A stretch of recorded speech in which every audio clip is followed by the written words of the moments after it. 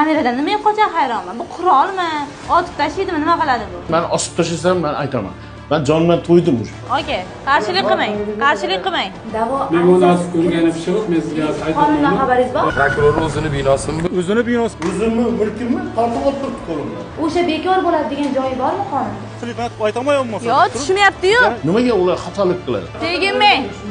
Kishiga ham yashash kerak bo'lsa qanaqa bo'ldi? Bilmadim endi, yo ko'chib ketish kerakmi, bilmadim. Qonundan savol beryapsiz. Qonunni bilishingiz kerak, prokurorsiz. Sizdan maqsadi yerni olib qo'yish. Bunda prokuror aybdor bo'lmaydimi? U qarorni vaqtida tekshirmagan uchun 7 yil o'tgandan keyin beryapti. Fuqaro bilan urushmayapti. Fuqaro faqat davlat xodimi bilan urushyapti. Siz o'rganmasdan qanday da'voingizga kiritasiz? Nimaga iminni 2018dagi narsa hozirgi kunda o'rganilyapti? Qonni bilmasa bu yerda ishlamasligi kerak. Notarius xato ishlaydi ekan.